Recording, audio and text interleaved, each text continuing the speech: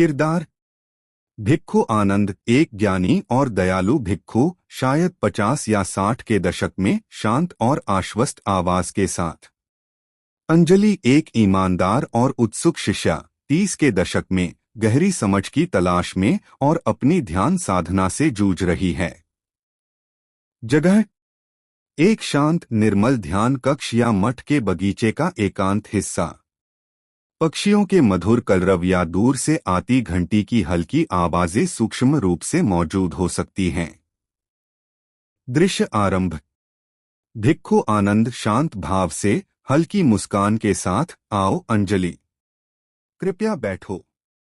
पिछले कुछ दिनों से तुम्हारी साधना कैसी चल रही है? अंजलि धीरे से आह भरती है, फिर गहरी सांस लेती है। धन्यवाद पूज्य भिक्खु। यह हमेशा की तरह एक लंबी यात्रा रही है। एक तरफ शांति के गहरे पल आते हैं, स्थिरता की क्षणिक झलकियां जो मैंने पहले कभी नहीं जानी।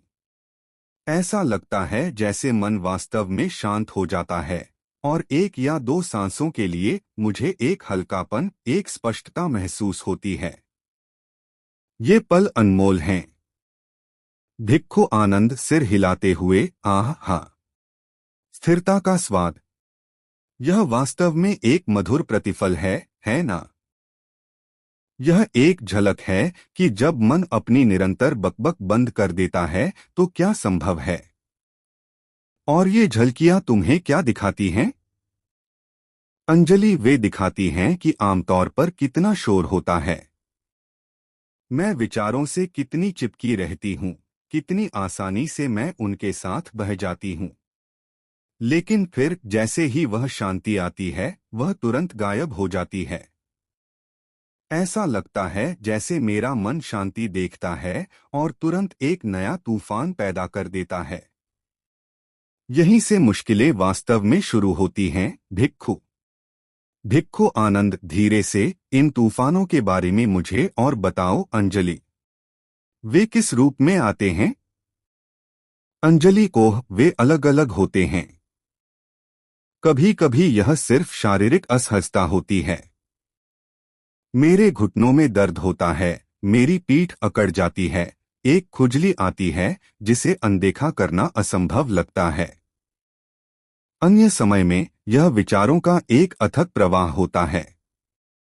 कल के लिए योजना बनाना, कल की बातचीत को दोहराना, अचानक उन चीजों के बारे में चिंताएं जो मैं नियंत्रित नहीं कर सकती। और फिर नींद आती है। पूरी रात की नींद के बाद भी कभी कभी मेरा मन बस सुस्ती में बह जाना चाहता है। यह एक निरंतर लड़ाई जैसा लगता है, और ईमानदारी से कहूं तो कभी कभी यह हतोत्साहित करने वाला होता है। मुझे आश्चर्य होता है कि क्या मैं कुछ गलत कर रही हूं।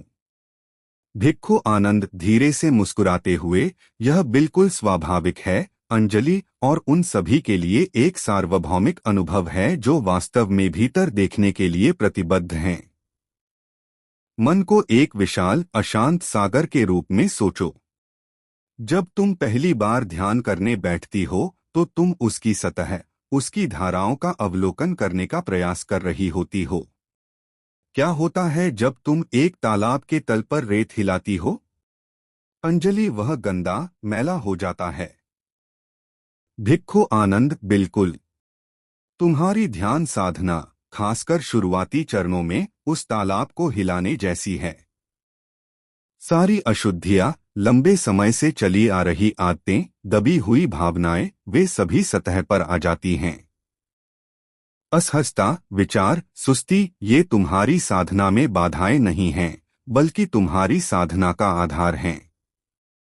वे क्षणभंगुर संवेदनाएं और मानसिक संरचनाएं हैं जिन्हें तुम अवलोकन करना सीख रही हो। अंजलि, तो जब मेरे घुटने में दर्द होता है तो मुझे उसे दूर करने की कोशिश नहीं करनी चाहिए। या जब कोई चिंताजनक विचार आता है तो मुझे उसे बाहर निकालने की कोशिश नहीं करनी चाहिए। भिक्खु आनंद विपस्सना में हम प्रतिक्रिया करने के बजाय अवलोकन करना सीखते हैं। जब घुटने में दर्द होता है तो बस अपनी जागरूकता को उस संवेदना पर लाओ। उसकी गुणवत्ता पर ध्यान दो। क्या यह धड़क रहा है, तेज है, सुस्त है? क्या यह स्थिर रहता है या बदलता है? और सबसे महत्वपूर्ण बात, अपनी प्रतिक्रिया का अवलोकन करो। क्या कोई घृणा है? क्या इसे रोकने की इच्छा है? यह प्रतिक्रिया ही है जो दुख पैदा करती है, न कि स्वयं संवेदना। संवेदना केवल एक संवेदना है, स्वभाव से अनित्य। अंजलि और विचार, वे इतने भारी हो सकते हैं। कभी कभी मैं मिनटों तक उनमें खो जाती हूँ, इससे पहले कि मुझे एहसास भी हो। भिक्खु आनंद हल्के से हंसते हुए, मन वास्तव में एक कहानीकार है। जब कोई विचार आता है तो बस उसे विचार के रूप में स्वीकार करो। तुम आंतरिक रूप से नोट कर सकती हो, सोच रहा हूँ, सोच रहा हूँ। उसकी सामग्री से जुड़ने की, उसे अच्छा या बुरा आंकने की या उसे दूर धकेलने की कोई आवश्यकता नहीं है।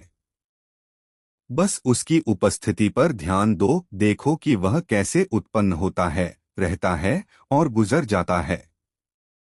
फिर धीरे से, बिना बल या निराशा के, अपना ध्यान अपनी ध्यान साधना के प्राथमिक वस्तु, अक्सर श्वास या शारीरिक संवेदनाओं पर लौटाओ। अंजलि, मुझे ऐसा लगता है कि मैं असफल हो रही हूँ जब मेरा मन इतना भटकता है।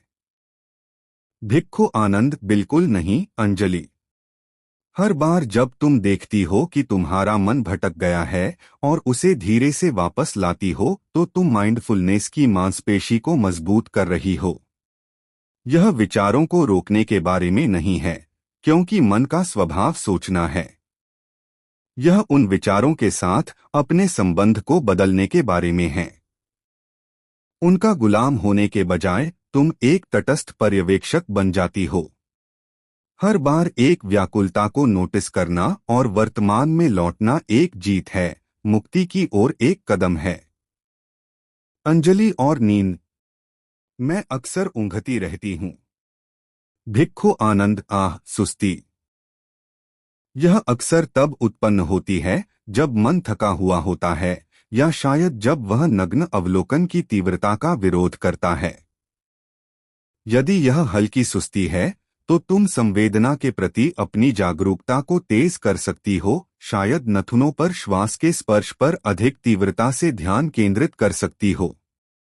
यदि यह गहरी है, तो तुम एक पल के लिए अपनी आंखें खोल सकती हो, अपनी मुद्रा थोड़ी बदल सकती हो या थोड़ी देर के लिए खड़े भी हो सकती हो, हर गतिविधि में माइंडफुलनेस सुनिश्चित करते हुए।